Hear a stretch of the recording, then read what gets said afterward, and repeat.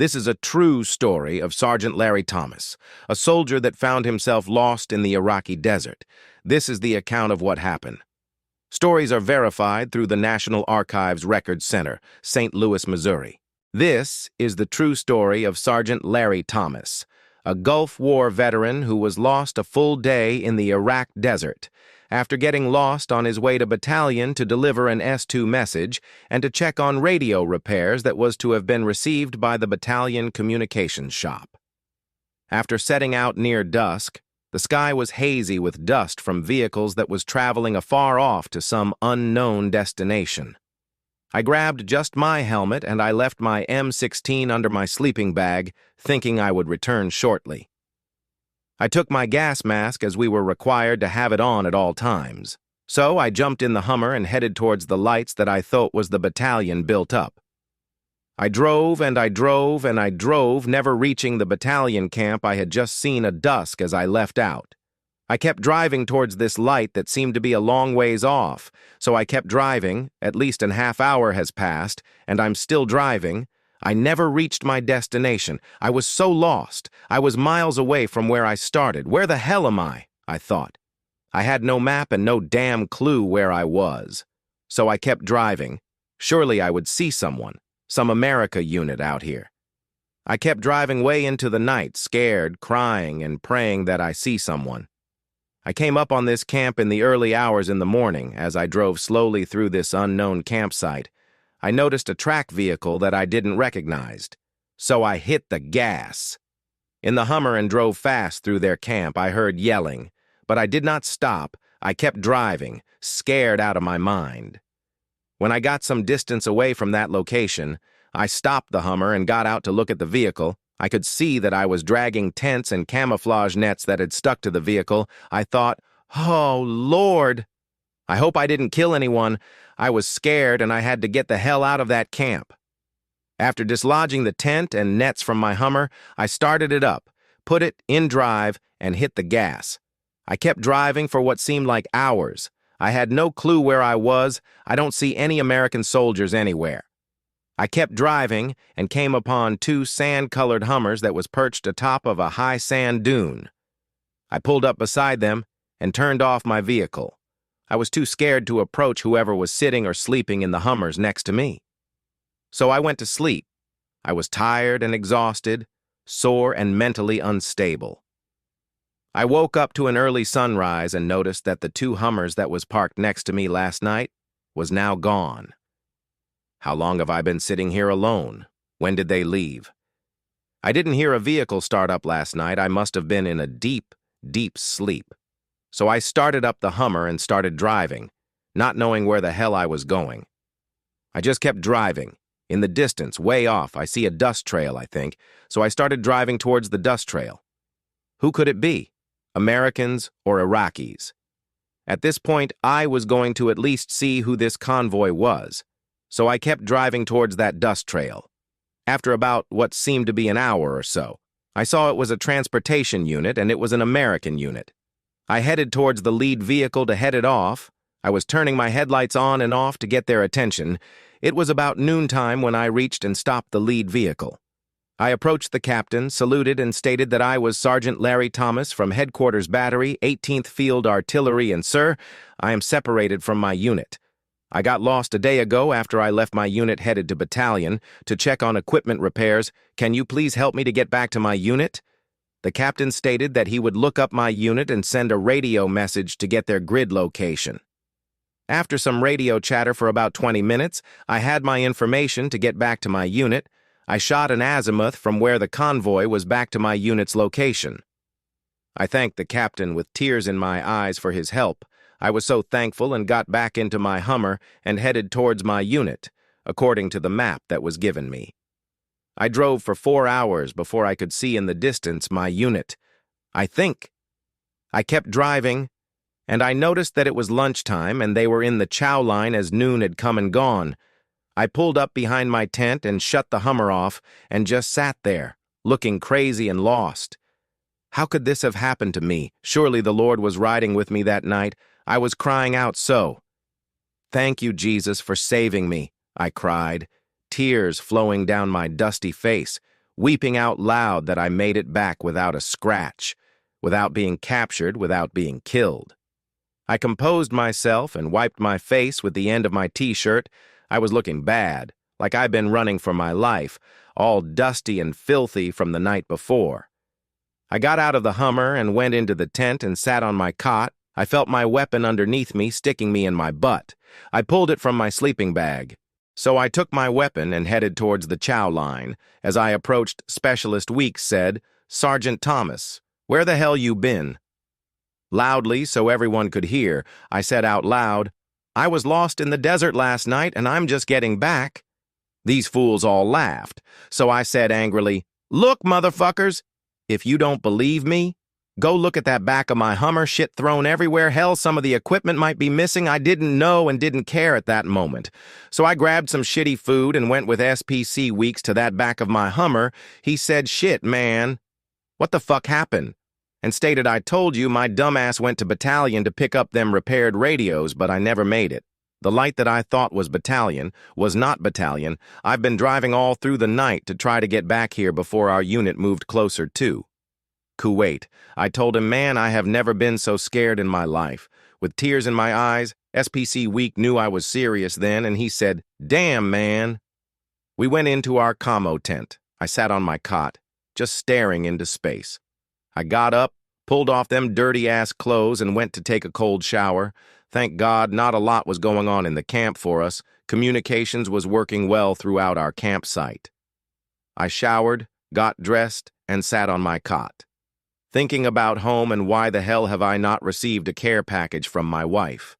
No mail in days from this woman, probably out spending my cash. I felt sad and betrayed, like most of the married soldiers in this tent, wondering who is fucking my wife, when mail and the care packages slow down or stop altogether. Soldier No Jody has moved in. I laid down on my cot to take a long, deserved nap. Hell, I went to sleep. The next morning, I got up early light to take inventory of the equipment I know was on the back off my Hummer. The safe was open. I hope no CEOIs flew out. If so, I would end up in prison if the enemy got a hold of them. But to my surprise, after inventory, none of the important items was missing.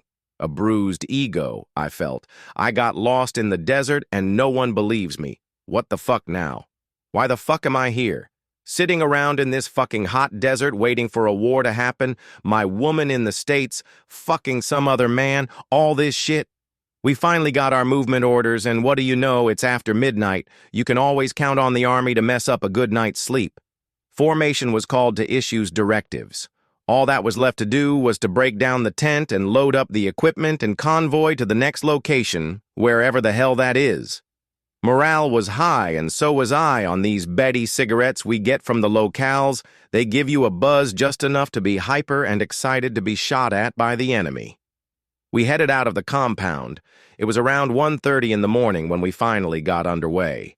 We drove all through the night, stopping only for a half-hour breaks so troops can get out of their cramped war machines and stretch their legs, get water, use the bathroom, and things of that nature. I switched with my driver, SPC Anthony Holly, so he could get some shut-eye. He had been driving for about 3 hours since we left camp. We started up again driving towards where we would set up and fight the Iraqi army. Was I scared? Yes. Was I afraid of gunfire? No. For some damn reason, I was expecting the worst. I was lost in the desert before all this shit. Now I'm headed into possibly a fight with the Iraqi Republican Guard. What's there to be scared of? Silly-ass thoughts going through my mind. At daybreak, we were somewhere deep in the Saudi Arabian desert. It was beautiful out here this morning. Surreal. Our breakfast was good old MREs. No hot meals while on the move. Grab your meal, get back on your vehicle, and let's keep moving. We drove 300 miles or so, according to our odometer, way out here in this damn desert. We stopped and everyone got off their war machines. We heard B-52 bombers overhead, about 20 of them streaking across the sky, leaving trails that seems like dust from where I'm standing. We all cheered loudly, and soldiers saying all manner of things coming out their mouths. We are proud warriors, strong, eager for battle, eager for what the unknown will bring us. We are American soldiers, the best our country has to offer. After some more driving, we reached our destination. A mandatory formation was called, and soldiers gather information to hear our updated orders for this war. We were all given our locations to set up, finally after driving what seemed like forever to get here. For my squad, our mission is simple: set up intercommunications to the Tactical Operating Center, the First Sergeant Tent, S2, S3, maintenance, and get the switchboard set up and operational, run communication wire to guard posts and the outer areas that needs Acamo phones. We were good and quick at what we did, professional soldiers preparing for war and death. Our longest communication line was to battalion. Crazy. It was over 3 miles away from us, but we had to run this line. It's the unknown link of communication within the area of operation. This line has to be run from our location to battalion. Hooked to the switchboard, we buried it deep all the way because of Abrams M1 tanks that are in the area, supporting us because you don't want a line to be cut in the middle of the night. If so, we have to go out and repair it no matter what time it is, day or night. Soldiers took TA-312s, tactical phones out to every guard post. By the time we were done, the sun was way up and beeping down on us. Hot, pissed, wanting to go home. By the time we were finished running all the required communication lines, it was about chow time. And this time we would get our first hot meal of the day. Great. I'm freaking starving at this point, and so is my soldiers. I suggested that they go get in line before it gets too long. We can set up our tent after we all eat. Every soldier enjoyed baked chicken and mashed potatoes, salad, bread. We are the best fed army in the world. After our belly was full, we set up our sleeping quarters, and at the same time, some of our soldiers was running the last communication line of the day to our tent so they could contact us if communications goes down anywhere in the camp. The problem with living in the desert is that you cannot go outside your tent and take a piss. It's unsanitary. When we do that, it dries up, and if you get hit with a sandstorm, it blows back in the living area, or worse, you breathe it in. It's just not healthy. So the next day, we given instructions to build a huge male stand-up area. We literally had to go out during the day to find rocks, to bring back to camp, put them in this area where long white tubes was dug in the ground. Here you stand, whip it out and piss down this tube so the urine goes underground. They had us doing all kinds of weird things over there. We drove around for hours, looking for rocks to build this thing. We were to remain at this location for months until the actual war started. We entertained ourselves by playing cards. We had a volleyball net set up. We built a homemade basketball court. Commander had wood sent in, and we built it in the freaking desert. A basketball court. Can you believe it? When it was done, it was packed every day with soldiers making the best of this war, being away from home, their loved ones and all. Some soldiers had a tough time coping, but we help each other, look out for each other, and protect each other. That is what soldiers do. We bond, we fight, and hopefully, we win. After days at this location, we were told that we're waiting for all the other commands to get into battle position. It took a while for this to happen. In the meantime, we trained, set up chemical detection equipment around our perimeter. Showers finally arrived, and we were glad of that. We had 6 showers for the whole company. Heck, better than no showers at all. But the officers had put heating elements in their water, so their water would be nice and hot coming out. When we found this out, we would sneak into their showers and use them without permission. What the hell? We're soldiers too. Even in war, some shady shit goes on within the camp. One officer was rude and thinks he is above everyone else, so we showed him who not to mess with. Some soldiers caught a big black hairy scorpion. We put it in a box for later use, and we know just what to do with him. A day or so went by, and we decided to put our little revenge act into play against our asshole commander. You think you better than us? We'll show your ass. Late one night, we poured strawberry Kool-Aid into the shower water of the officers, about 10 packs of that shit, and some even pissed in their shower tank, which held the water on top, which flowed down on the person taking the shower. One day, when our commander was at the TOC, we got a call from one of our team members who were on switchboard duty at the TOC. Hey! He cried. "Captain Nguyen is over here," he stated. We took that big scorpion over to our commander's tent and put it in his sleeping bag and zipped it up. Later on that night, we heard his ass screaming like a bitch. "It's in my bag!" he yelled. No one came to his aid, that I know of. It didn't sting him. He was lucky this time. But from that day forward, he was the nicest captain we've met. I guess he got the picture. Don't try to screw over your soldiers. We will retaliate.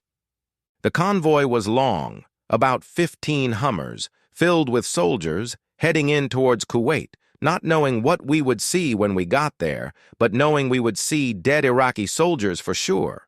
As we drove, the word came out to watch for mines that have possibly been played down by the Iraqi army. That was scary. I hope we don't run over any. The fear was there, strong. As we drove, a Hummer broke convoy formation and drove past up at a high rate of speed. It was one of our majors headed to the front of the convoy, but we passed us on the left side. We heard a loud boom. That fool ran over a mine, blew the front of his Hummer off, threw both from the vehicle. We all stopped to assist and see. The major was not hurt bad, and the driver was not hurt, thank God. We kept moving towards Kuwait. Now in the distance, we could see the black smoke for the oil fields, and smoke from a convoy for vehicles that was trying to get out of Kuwait, known as the Road of Death. As we got closer, it seemed like light rain was falling on us, but after further downpour, we noticed it was light oil raining down on us. So I instructed my soldiers to wet a t-shirt and wrap it round your nose and mouth to try to filter some of the falling misty oil. We kept driving. Even as the oil falling got a little thicker, some soldiers was throwing up as they had ingested some of the falling oil. I, too, was throwing up some. We got to the area of our artillery impacts and was prepared for what we saw. Iraqi soldiers, burned up in their vehicles. Some looked like they were trying to get out, but was burned to death in place. Some Iraqi soldiers was torn to pieces, body parts everywhere, guts, arms, heads blown off. It was a horrible sight to see for these young soldiers of mine. I could see the pain on their faces. There was no one alive. So we got the hell out of there the same way we came in. We did not go all the way to Kuwait, as that was not our orders. Our orders were to go in and access the damage we did in an hours-long artillery barrage. We came, we saw, we prayed. And now that I know on that day some of our soldier got cancer and didn't even know it, until years later after that war, including me, was diagnosis with stage 3 lymphoma cancer. A huge glob of the shit when I seen my CT scan. Cancer from the burn fields that Saddam Hussein set on fire because he knew his ass was beaten by the best damn army in the world. This is the price we pay for freedom. Some gave it their all. As we were driving back to our campsite, having just seen the most disturbing things our eyes have ever seen, lives changed forever.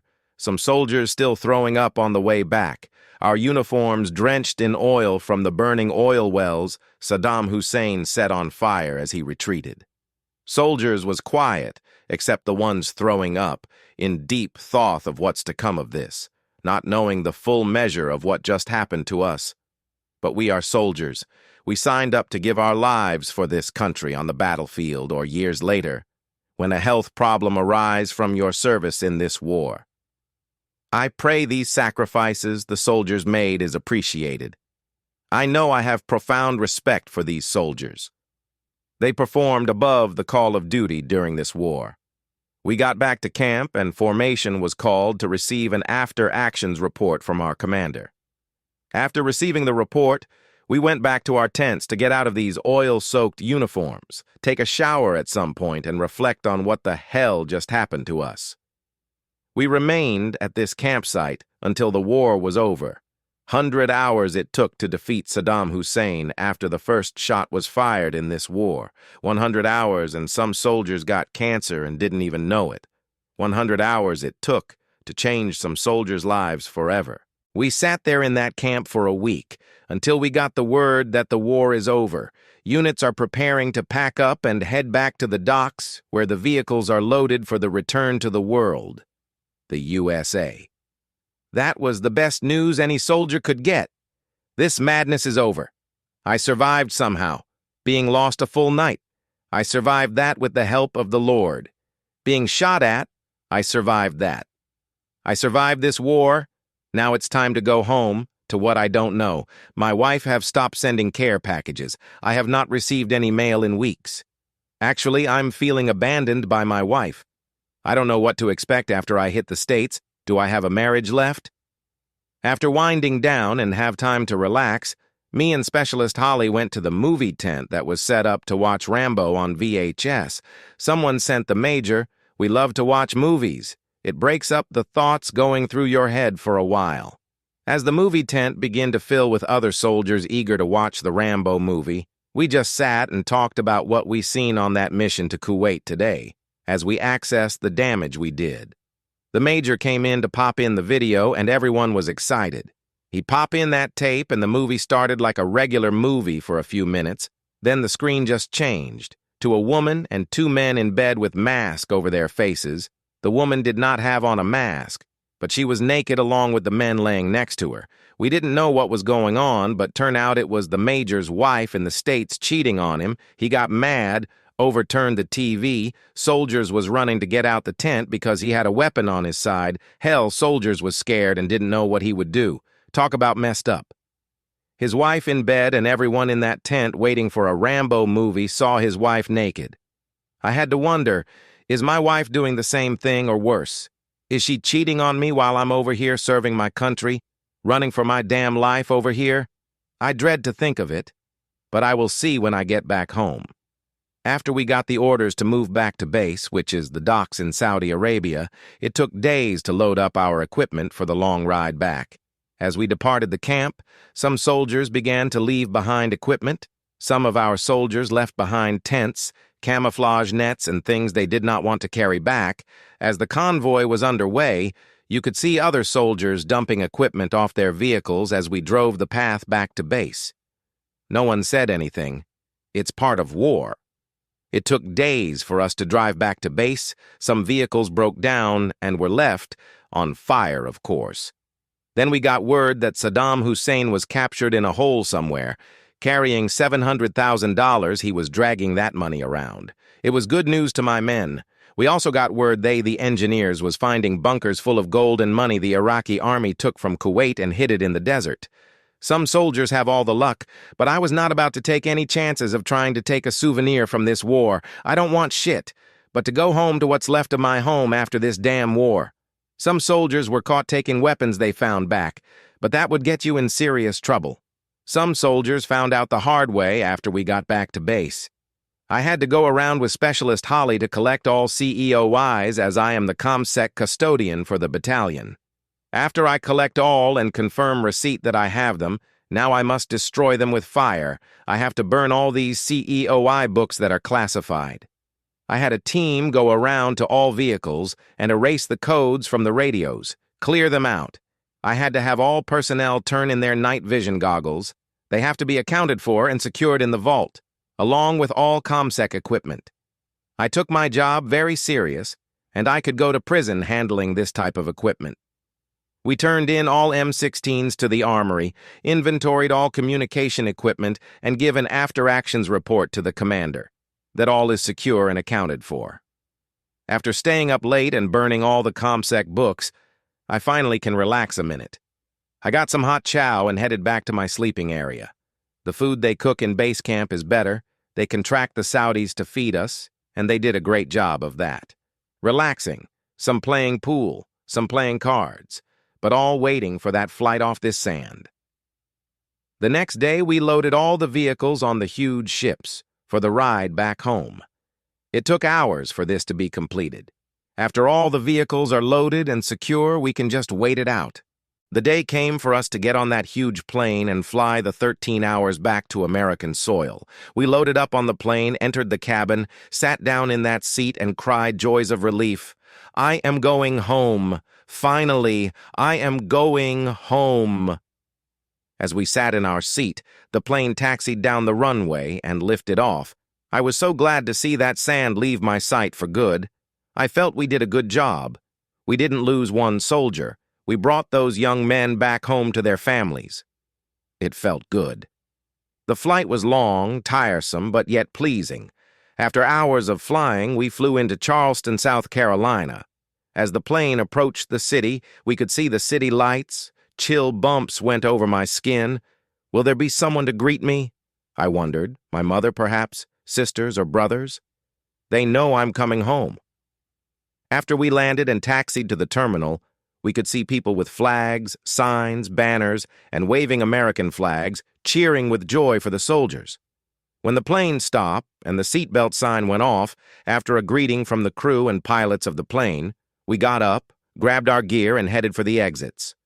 As we exited the plane, going down the stairs, I was looking for a familiar face in the crowd but found none. People were greeting me with welcome home and some hugs, but none of my family was there. My heart was broken. I was crying uncontrollably. It hurt not to have them greet me. It hurt so bad. We went to the terminal and waited for our ride back to base. After we got back to our base, we waited for the equipment to arrive from Saudi Arabia. Some soldiers took leave if they were married. I took leave the next day, rented a car to drive home.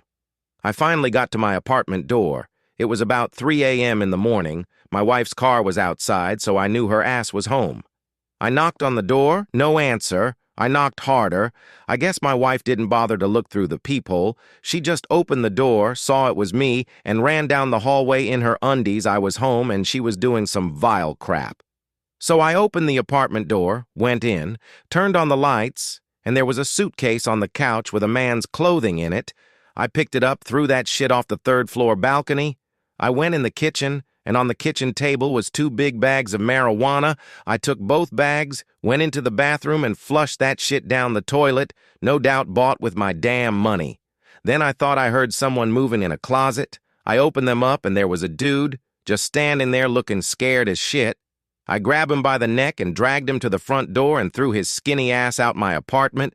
I saw his shoes and threw them off the balcony as well. I was pissed.